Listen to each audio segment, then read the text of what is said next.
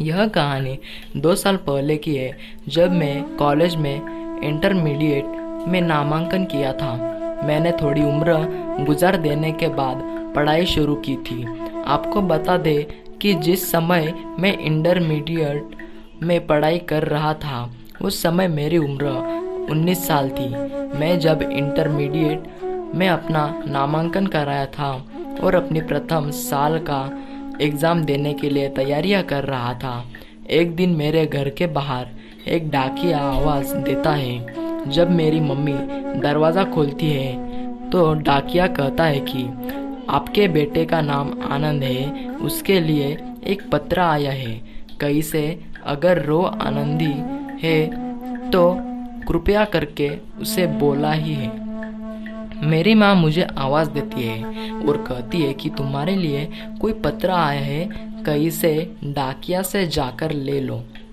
मैंने उस पत्र को देखा तो उसमें आनंद कुमार नाम था, लेकिन पता की जगह पर किसी भी कारण से करो जाने पर साफ साफ नहीं दिख रहा था।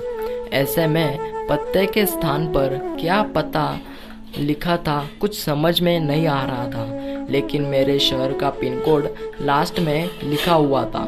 डाकिया मेरे गांव का हिस्सा, शायद मुझे जानता होगा, मेरे नाम को जानता होगा।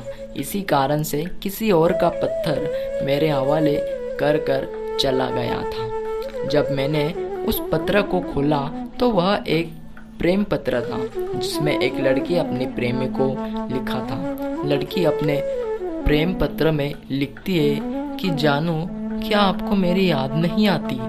क्या मैं आपके बिना किस तरह से जी रही हूँ? मैं आपके प्यार में तड़प तड़प कर मर रही हूँ और आज तक आपका एक पत्र भी मेरे लिए नहीं आया है। हालांकि मैंने जिंदगी में कभी आपको देखा ही नहीं है, बस पत्रों के माध्यम से ही बातचीत हो रही है। लेकिन मैंने देखा है कि कुछ दिनों से आपका पत्र बिल्कुल भी मेरे पास नहीं आ रहा है। मैं आपका हालचाल लेने के लिए बिल्कुल बेसब्र हो चुकी हूँ। आनंद को पता नहीं चलता है कि पत्र किसका है, लड़की कौन है और प्रेम पत्र किसको लिख रही है। आनंद को लगाकर लड़की बहुत ज़्यादा दुखद प्रेम पत्र लिखी है, इसलिए वह अपने जवाब में देने के लिए एक प्रेम पत्र लिखता है और उसमें कहता है कि मुझे कुछ काम था, इसी कारण से मैं तुम्हें पत्र भेजना भूल गया था। दरअसल मैं अब प्रेम पत्र भेजना भूला नहीं हूँ, बल्कि जहाँ मैं आया हूँ वहाँ कोई अगल बगल में डाकघर नहीं है, जिस कारण से मुझे तुम्हारे पास पत्र भेजने में काफ़ी ज़्यादा समस्याओं का सामना करना पड़ता है। मैं यह पत्र लिखने के लिए अपने काम से जहाँ गया हूँ उससे लगभग 40 किलोमीटर दूर तक एक पत्र भेजने के लिए गया हूँ। हालांकि जहाँ मैं काम करने के लिए गया हूँ वहाँ मेरा प्रोजेक्ट पूरा हो चुका है। ऐसे में बस मैं अब अपने पहले ही घर पर आ रहा हूँ। अब आपको पत्र पाने में समस्या नहीं होगी। आनंद अपने हाथ से यह पत्र लिखता है और डाकघर में जाकर लड़की के पते पर भेज देता है। कुछ दिनों के बाद आनंद को फिर से एक पत्र मिलता है, जिसमें प्रेम भरी बातें और बहुत सारी मिठास लिखी हुई थी।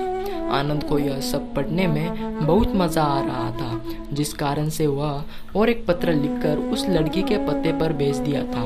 बहुत दिनों तक ऐसा ही चलता रहा और करीब 1 साल से ज़्यादा तक इसी तरह का प्रेम पत्रों का आना जाना लगा हुआ था। अब मुझे भी उस लड़की से थोड़ी थोड़ी प्यार होने लगी थी। उस समय मेरे पास तथा मेरे घर में एक मोबाइल भी था तथा टेलीफोन भी था, लेकिन मैंने कभी भी इसका जिक्र उस लड़की से नहीं किया था। हो सकता है कि उस लड़की के घर में टेलीफोन या मोबाइल हो, लेकिन हमारा बातचीत सिर्फ प्रेम पत्र के द्वारा ही हुआ करता था। मैंने भी कभी उस लड़की से फ़ोन पर बात करने के बारे में भी सोचा नहीं। प्रेम पत्रों का आना जाना चालू ही रहा था। अचानक एक दिन मुझे पत्र मिलता है। इसमें लड़की का पत्र मिला। उसमें लिखा हुआ था कि मैं आपसे मिलना चाहती हूँ, क्योंकि अब मेरी शादी की उम्र होती जा रही है। मैं ज़िंदगी में किसी से शादी नहीं कर सकती। मैंने आपसे ही प्यार किया है और चाहे कुछ भी हो जाए आपसे ही शादी करूँगी। इतना सुनते ही मेरा होश उड़ गया था, क्योंकि वह लड़की के साथ पत्र लिख रही थी। मुझे नहीं पता था, गलती से मेरे पास आ गया था और उसी दिन से मैं उससे बात करने लगा था। ऐसे में जब मैं उससे मिलूँगा तो वह मुझे पहचान सकती है। उसे काफ़ी ज़्यादा दुख हो सकता है। यह बात सोचकर मैंने उस लड़की को कहा कि मैं अभी नहीं मिल सकता हूँ और अभी शादी भी नहीं कर सकता हूँ, ताकि वह लड़की मेरा पीछा छोड़ दे और कहीं और शादी करने के लिए राज़ी हो जाए। लेकिन वह लड़की बहुत ज़्यादा जिद्दी थी। वह लड़की कसम खाकर बोल गई कि मैं शादी करूँगी तो आपसे ही, वरना ज़िंदगी भर कुंवारी ही रहूँगी। फिर कुछ दिन बाद लड़की प्रेम पत्र लिखती है कि मुझे मिलना है।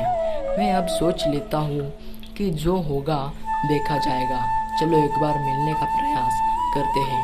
दूसरी बार मैंने प्रेम पत्र लिखा और उसके जवाब में कहा कि ठीक है, मैं तुमसे मिलना चाहता हूँ। तुम अगले पत्र में मिलने का पता और जगह भेजना, लिखकर मैं वहाँ आ जाऊँगा।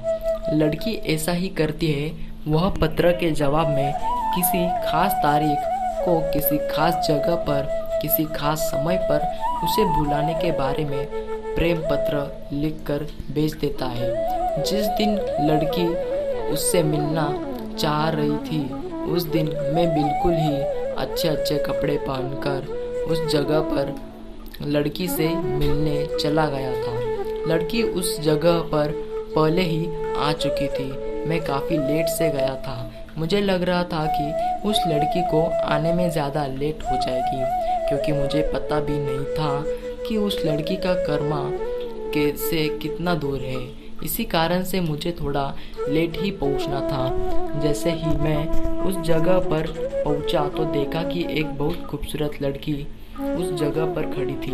मैंने लड़की का नाम पूछा तो उन्होंने सही सही बताया। उन्होंने भी पूछा तो मैंने अपना नाम आनंद बताया। लड़की मुझे देखते हैं मेरे गले लगकर रोने लगी थी। रोते हुए वह बोल रही थी कि मैं कितने दिन आपके लिए कितनी बार रोया करती थी। आप आज हमसे मिलने आए हैं।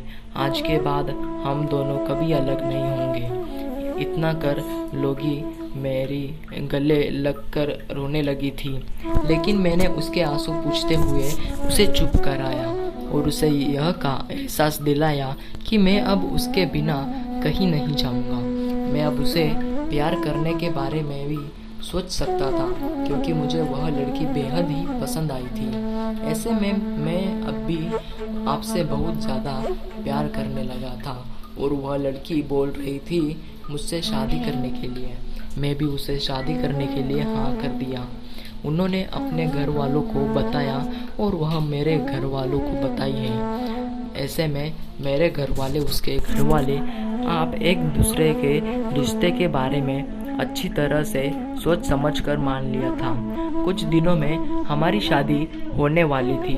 मैं अभी प्रेम पत्रों के जरिए से ही बात किया करता था।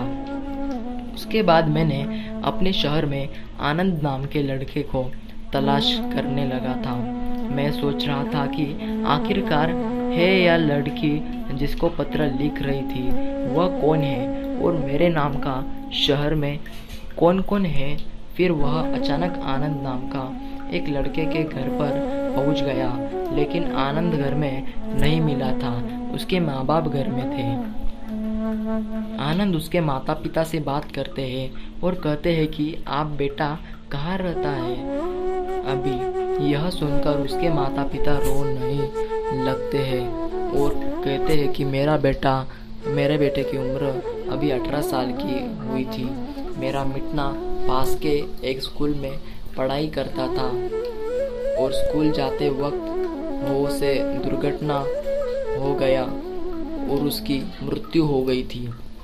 तभी आनंद रहता है कि मेरा नाम भी आनंद है, मेरी भी उम्र इतनी ही है, क्या मैं आपका बेटा बन सकता हूँ। फिर पहले वाले आनंद के माता पिता और वह प्यारा आनंद वो गले से लगा लेता है और कहता है कि मैं तुम्हारे पिताजी हूँ। तुम ऐसी ही बातें क्यों कर रहे हो? मतलब अब सारी बात मेरी समझ में आ चुके थे। मैं अब बहुत खुश था।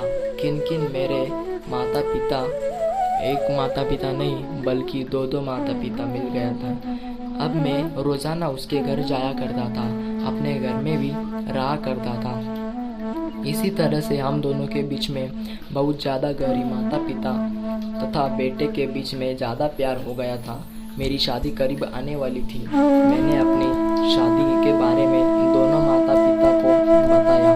मेरे अपने माता पिता को तो पहले से ही यह सब चीज़ें पता थी, क्योंकि सारी बातें तो उन्होंने ही की थी। लेकिन दूसरे माता पिता जी को मैंने यह सारी बात बताई, बहुत खुश हो गए। फिर उसके बाद हम दोनों की शादी बहुत ज़्यादा धूमधाम से हुए थे, क्योंकि हमारे दोनों माता पिता जो थे वह बहुत ज़्यादा हम लोगों से प्यार करते थे। सब मेरे साथ साथ उनका लड़की भी बहुत ज़्यादा खुश थी। उसके बाद से हम लोगों का जीवन बहुत ज़्यादा सुखमय तथा आनंदमय हो चुका था। तो दोस्तों, आपको ये लव स्टोरी अच्छी लगी तो इस वीडियो को एक लाइक ज़रूर कर देना।